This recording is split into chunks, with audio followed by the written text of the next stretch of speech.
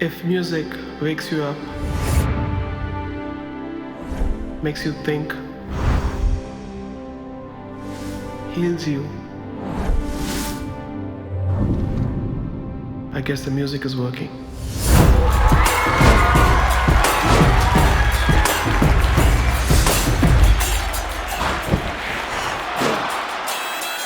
And the Oscar goes to Rahman. Tracking milestones of an incredible journey spanning 30 years. Rahman Music Sheets. My childhood was not a normal one. I think it was, I was a bit secluded and I mainly lived in hospitals with my father getting treatment and sometimes and working. Maybe at the age of 11 or 12 I started working, so I didn't have the privilege of going out for sports or things like that, but I had personal time which I spent mostly with music, which is in a way good a blessing.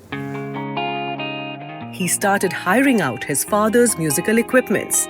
Gradually, he became a session musician, a keyboard player. Next, a composer of advertising jingles. And then came Roja. While the nation was humming along the tunes of Roja, Rahman was composing for Rangila. That's when he married Saira Banu on 12th March 1995. Marriage, yeah, I think it was exciting and terrifying both. to know that you're going to live with another person whom you don't know, whom you didn't know before. And I think my marriage, my intention was more spiritual than physical. And because of that, I could cling on to all the storm and everything which a life when you start could happen. And we did have children and then your whole loyalty towards family is split in a way, because it's you and a wife, and then it's your mother, and then how do you integrate all this stuff and go beyond a level where you see everybody as a family? Was the challenge. Because some cultural differences were there, but on the whole, I think that was the biggest challenges of my life. My kids keep asking sometimes, you're not, Daddy, you just keep going out. And so you need to spend time with us. And I do spend time with them. I keep telling them, at least you have a dad. I didn't have a dad. So you should be happy about it. Your dad keeps traveling, that's it, he comes back. My dad never came back. So, and they get freaked out when you answer like that. And they know it's a truth, because each family is different, and the challenges within a family in different parts of the world are different. And so we always have to see what we are blessed with and not we are denied. And that's what I teach my kids. It's a crazy thing. He worked with Mr. Ilayaraja, and both of them complemented each other so well. They've done amazing movies together, Nayak and Maunaragam and Talapati and all this stuff. And so he also gave a statement saying that he would never work with anybody else in the world. At that point of time, when money came in and he said, I want you to do this movie, I was kind of numb. I was like, yeah, okay. Maybe you will find me tomorrow. Bombay. Its soundtrack became one of the best-selling Indian music albums of all times. Bombay's theme track appeared in various international films.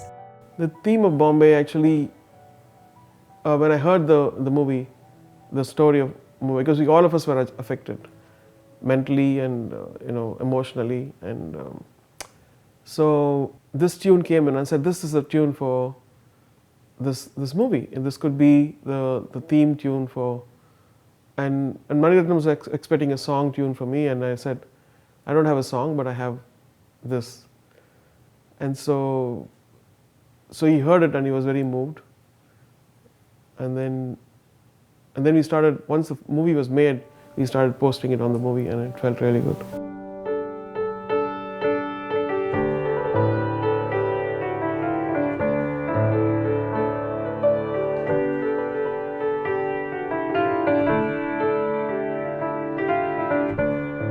Music is not a job which is authorized or which is talked about with pride, because if you're a maestro, if you're a extraordinary classical musician, then you're celebrated. But what about others?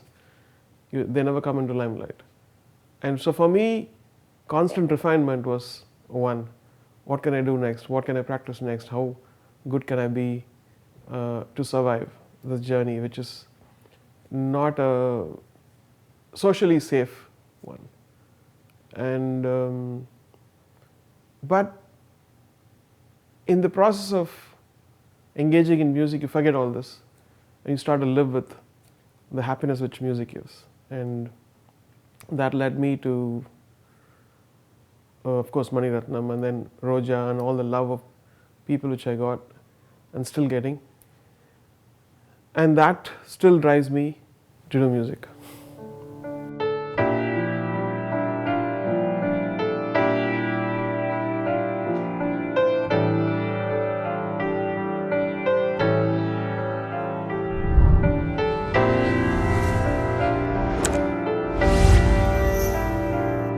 Subscribe to our YouTube channel, press the bell icon, and stay entertained.